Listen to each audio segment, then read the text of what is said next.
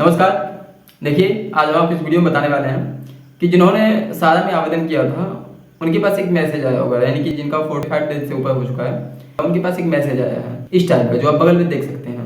उस मैसेज में क्या लिखा है हम आपको पढ़ के बता देते हैं 1 मिनट। उस मैसेज में लिखा है योर क्लेम एप्लीकेशन नंबर, यानी कि your claim application number. Application number के बाद आपका एप्लीकेशन नंबर होगा, यानी कि जो आपने आवेदन किया होगा, यानी कि उसके बाद एक आपको एप्लीकेशन नंबर मिला होगा, वो लिखा होगा। उसका दिया होगा डेट दिया होगा, आपने किस डेट को ऑनलाइन किया था। उसके बाद अकाउंट नंबर या फिर / रिसिप्ट नंबर। उसके बाद आपका अकाउंट नंबर होगा जो आप इस टाइप का देख सकते हैं। उसके बाद आपका सोसाइटी नेम दिया होगा कि कौन सी सोसाइटी है। उसके बाद लिखा है भोपाल हैज सम डेफिशिएंसीज। इसका मतलब ये है, आपको इसी वीडियो में इसका मतलब बताने वाले हैं कि इस मैसेज का मतलब क्या है, आखिर ये मैसेज लोगों के पास आया क्यों, और ये इस मैसेज का मतलब क्या है, आपका पैसा मिलेगा नहीं मिलेगा, और कब मिलेगा कैसे मिलेगा, इस वीडियो में आपको यही बताने वाले हैं। और ये मैसेज क्यों आया है इसके वजह हम आपको इस वीडियो में बताने वाले हैं। वीडियो में लास्ट तक बने रहिएगा। अगर आप हमारे चैनल पर नए हैं तो चैनल को सब्सक्राइब कर दीजिएगा तथा बेल आइकन की घंटी को प्रेस कर दीजिएगा, क्योंकि आपको इस टाइप की वीडियो यानी कि जो भी लेटेस्ट अपडेट होगी इससे या फिर टेक्निकल वीडियो जो भी होगी हम आपको इस वीडियो में बताएंगे। ठीक, देखिए इस मैसेज में लिखा है भोपाल हैज सम डेफिशिएंसीज। तो सम डेफिशिएंसीज मतलब ये है कि इसमें कुछ कमियां हैं। आपके पास जो मैसेज आया है उसमें ये लिखा गया है कि आपने जो आवेदन किया है, आपका एप्लीकेशन नंबर ये है और आपने इस डेट को आवेदन किया है, इसमें कुछ कमियां हैं। अब कमियां क्या है ये जानने के लिए आप CSC पोर्टल पे लॉगिन कीजिए और उसमें जाकर के अपना स्टेटस चेक कीजिए। तो उसके बाद हम CSC पोर्टल पे जब लॉगिन करते हैं स्टेटस जानने के लिए, स्टेटस अब इसका स्टेटस हम जानेंगे कैसे, उसके लिए हमें जाना होता है CSC पोर्टल पे। CSC पोर्टल पे जाने के बाद अगर आपने ऑनलाइन किया तो आपको पता होगा, CSC पोर्टल पे जाएंगे, वहाँ फिर सेकंड ऑप्शन, फर्स्ट तो रजिस्ट्रेशन वाला, सेकंड ऑप्शन में जाएंगे लॉगिन वाले में। जब लॉगिन वाले में हम आधार का लास्ट 4 डिजिट और मोबाइल नंबर डाल करके OTP जनरेट करते हैं। जनरेट करने के बाद जब लॉगिन करते हैं तो उसमें हमें स्टेटस दिखाता है।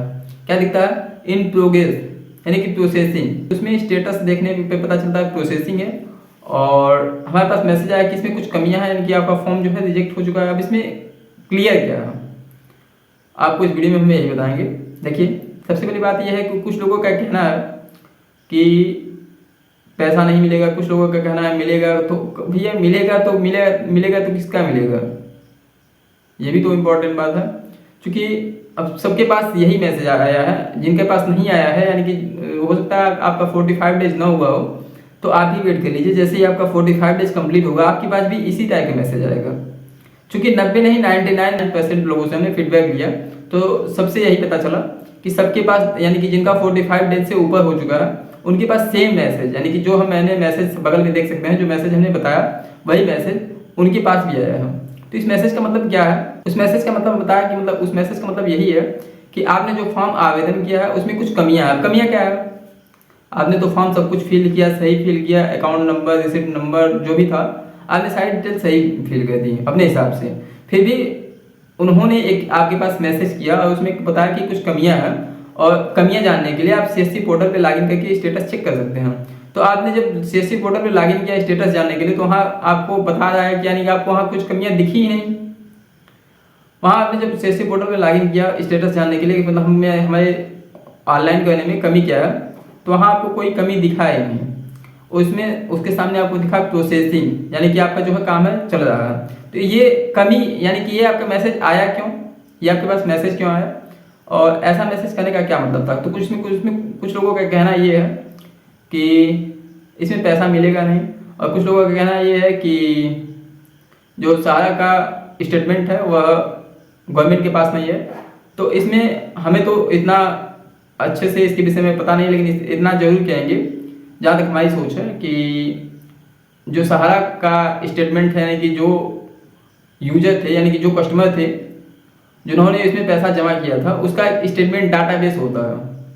ठीक, यानी कि किसने किसने जमा किया था, किसका अकाउंट नंबर क्या है, उसका जो डाटाबेस है वो शायद गवर्नमेंट के पास नहीं मिला है, जिसकी वजह से उनके डाटाबेस यानी कि जो गवर्नमेंट के पास डाटा है और जो सहारा के पास डाटा है, ये दोनों डाटा साथ अलग अलग है, और दोनों डाटा मिसमैच, यानी कि उनका डाटा अलग है इनका डाटा अलग है, यानी कि दोनों डाटा मिसमैच, यानी कि मैच न करने की वजह से आपके पास जो ये मैसेज है बाय मिस्टेक गलती से आ जाता है, ठीक। और इसमें ये भी कह सकते हैं बाय मिस्टेक गलती से आ चुका है, लेकिन आपका फॉर्म जो है कैंसिल नहीं हुआ है, वहाँ आपका काम चला है। ये मैसेज जो है डाटा मिसमैच, यानी कि आपका जो डाटा है मिसमैच होने की वजह से आपके पास एक मैसेज आया है।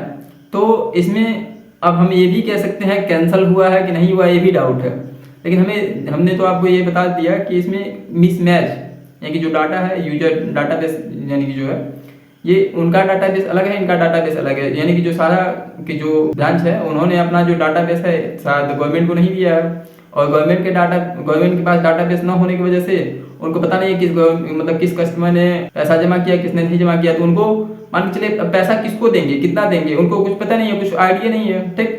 तो उन्होंने आपका जो फॉर्म है प्रोसेसिंग मोड में रखा, ठीक। यानी कि आपका ना फेल्ड दिखाए, ना फिर कैंसल, ना फिर कंप्लीट, यानी कंप्लीट हो जाएगा तो पैसा देना पड़ेगा, ठीक। और फेल्ड दिखा देंगे तो कमी बताना पड़ेगा, तो कमी तो आपको बताएंगे नहीं क्योंकि आपने सब कुछ फॉर्म सही फिल किया है।